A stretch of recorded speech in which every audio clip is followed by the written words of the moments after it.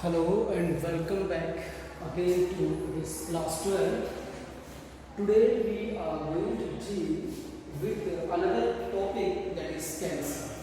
हम अभी क्लास 12 में बायोलॉजी के पोर्शन में ह्यूमन हेल्थ एंड डिजीज पर चर्चा कर रहे हैं और पिछले कई दिनों से लगातार हम इस टॉपिक को लिए हुए हैं। अब हमारे सामने एक नया टॉपिक है दैट इज कैंसर। कैंसर की अगर बेसिक सी बात करें तो ये कुछ नहीं है, मतलब अनरेगुलेटेड या इरेगुलेटेड, मतलब डिवीजन है इसका सेल्स का, अनकंट्रोल्ड क्या डिवीजन, अनकंट्रोल्ड किसका?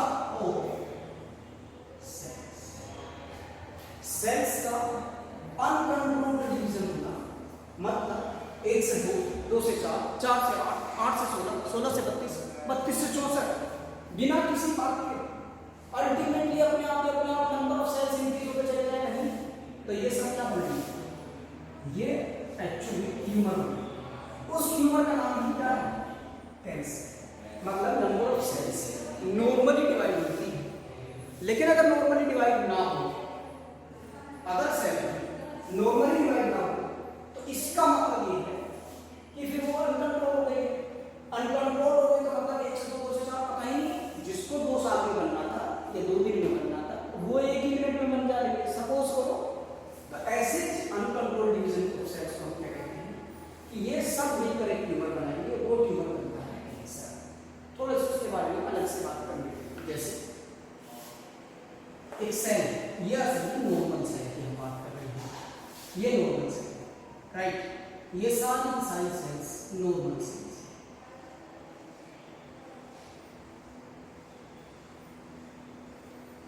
अब किसी एक नॉर्मल सेल में सपोज इस वाले में इसको देखिए, थोड़ा सा चेंज ही हो गया कि ये अपने आप को मल्टीप्लाई कर देंगे और वो भी वेरी फास्ट।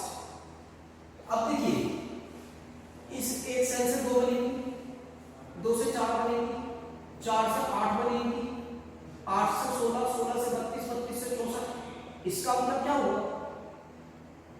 ये खूब सारी सेल होती चली जाएंगी। यही जबकि आप देखिए इन सारी सेल्स का कॉम्पैक्ट मतलब इस तरीके से अरेंजमेंट है कि कोई सेल इनसे फालतू नहीं हो सकती।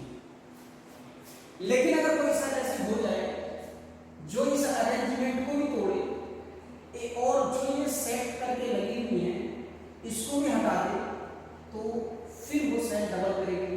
डबल से 4 का 4 से 8, 8 से 16 करती चली जाएगी। वो एक क्या बनाएगी? ये बनाएगी ट्यूमर। और एक्चुअल में ट्यूमर का दूसरा नाम क्या है? कैंसर। अब एक टर्म है कॉन्टैक्ट इनहिबिशन। असल में कैंसर के बारे में 2-3 बात ऐसे समझिए। कैंसर सेल है, ये कैंसर सेल होती है सर, ये आसपास मतलब लीफ होता है, उसमें से सारा मटेरियल चाहिएगा इसको। लीफ होता है सेल के गैप के बीच में, जितना भी गैप आपको मिलेगा और जितना भी हो, क्योंकि ये ज्यादा सेल है, ज्यादा नंबर है। जब नंबर ऑफ सेल ज्यादा होंगे तो खाने के लिए ज्यादा चाहिएगा, उन्हें न्यूट्रिशन ज्यादा चाहिएगा, तो वो आसपास की सेल्स का न्यूट्रिशन भी खत्म कर देगा। अल्टीमेटली आसपास की सेल्स को कमजोर कर देगा। अल्टीमेटली खुद अपने आप में इंक्रीज होती चली जाती है, और जब ये इंक्रीज होती है तो इन वाली सेल्स में प्रॉब्लम क्रिएट करती है।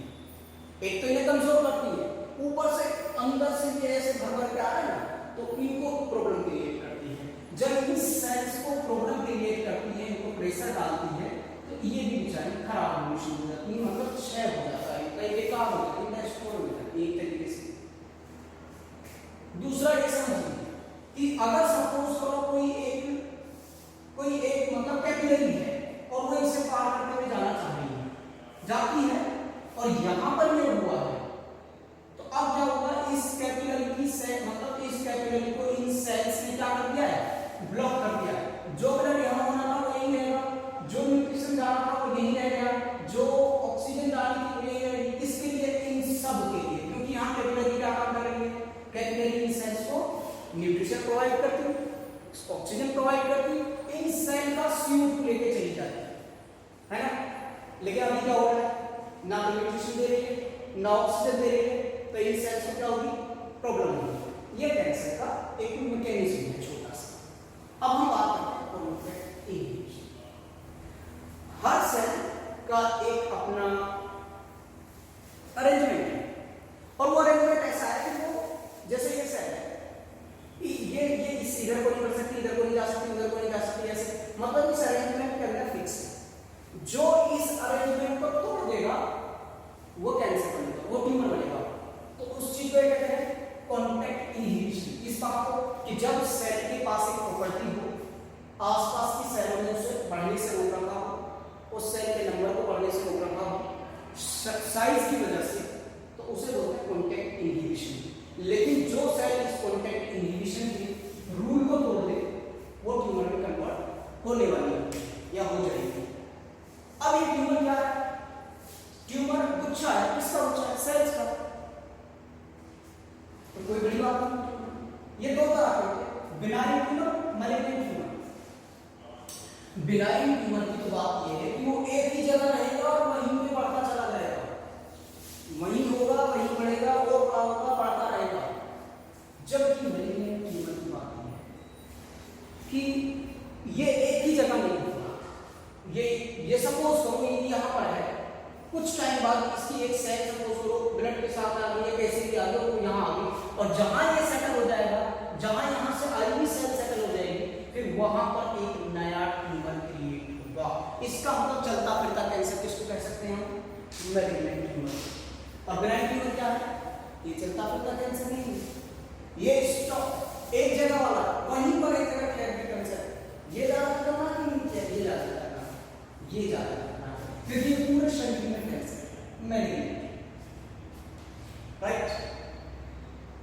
अब वो जो एक जगह से दूसरी जगह से तीसरी जगह ट्रांसफर होता रहता है जो कैंसर, उस कैंसर का नाम क्या है? मैलिग्नेंट। लेकिन उसमें उसकी प्रॉपर्टी का क्या नाम है? मेटास्टेसिस। अब समझिए कि कैंसर होता कैसे।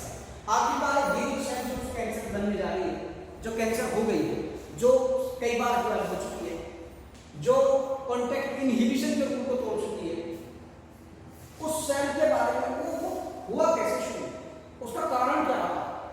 तो उसके कारण तंबाकू के अंदर मिलने वाले कार्सिनोजन हो सकते हैं, यानी कार्सिनोजन हो सकते हैं। ये कार्सिनोजन क्या है? तंबाकू के अंदर मिलने वाले केमिकल। एक्स-रे भी हो सकती है, गामा रेज भी हो सकती है, नॉन आयोनाइजिंग रेडिएशन भी हो सकती है।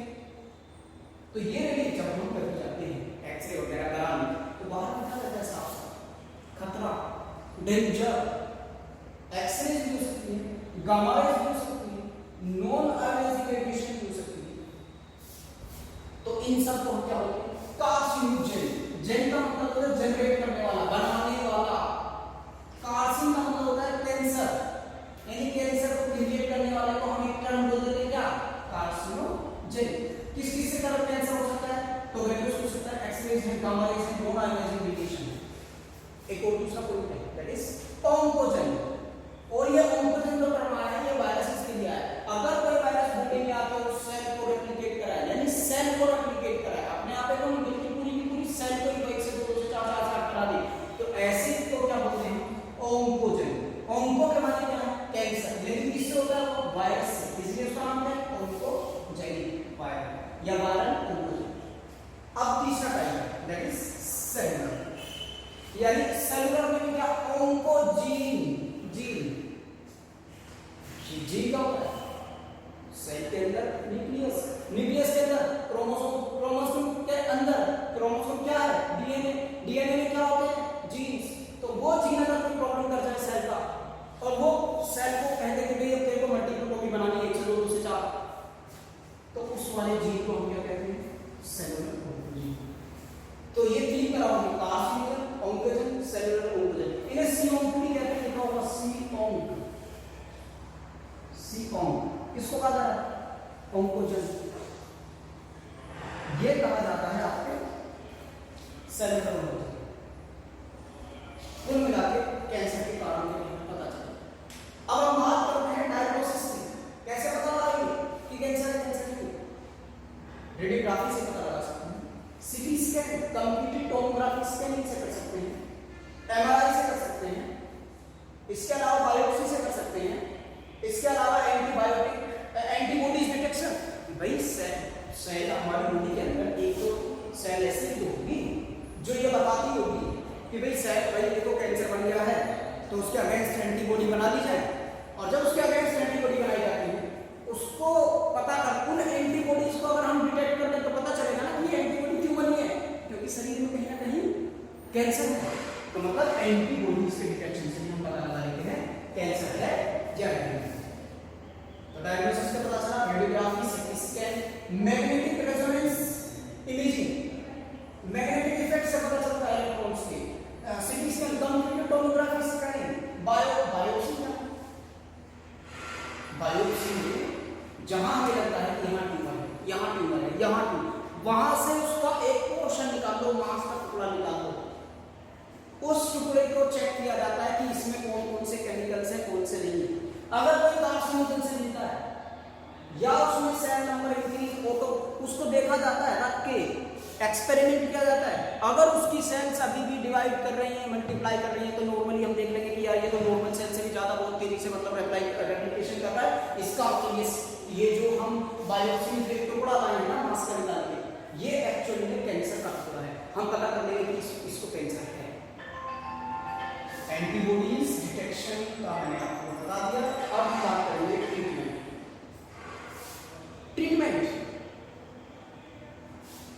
सर्जरी हो सकती है, उसको पूरे के पूरे ट्यूमर को निकालो, सर्जरी, रेडिएशन थेरेपी, मतलब लीथली जब रेडिएशन को उस पर डाला जाए किसी कैंसर पे तो उसकी सेल्स जो हैं वो कैंसरस सेल्स को मारा जाए तो वो डिस्ट्रॉय हो सकती है और कैंसर खत्म किया जा सकता है। किससे? रेडिएशन थेरेपी से। लीथली बहुत ज्यादा मतलब बम्बार्डमेंट की जाए। इम्यूनोथेरेपी, इम्यून सिस्टम को ऐसा कर दिया जाए कि वो सेल को पहचान ले जो एकदम से मल्टीप्लाई होती चली जा रही है, ट्यूमर बनाए जा रहे हैं।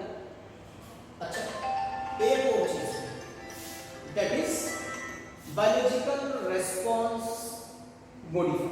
इम्यूनोथेरेपी इम्यून सिस्टम के लिए बायोलॉजिकल रेस्पॉन्स, कभी कभी हम सेल्स को क्या करते हैं, कभी कभी हम सेल्स को मैं अल्फा इंटरफेरोन देखती हूँ, ये पहचान करते हैं कि कौन कैंसर सेल है और फिर उनको फिल्ट्रेट करते हैं या उनको किल करते हैं, मारते हैं।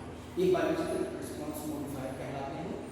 मतलब एक तरह से ये कहिए कि इसे बाहर से इंजेक्ट कराया जाता है, पर्टिकुलर ये प्रोटीन से। आज के लिए बस इतना ही, मिलते हैं आपसे नेक्स्ट टॉपिक में। आपके लिए ये होमवर्क रहेगा, कैंसर के रिगार्डिंग आपको अब लिखना है, यही सारी चीज़ें डिटेल में आपको मेंशन करनी है अपनी टॉपिक में। That's all for today, have a nice day.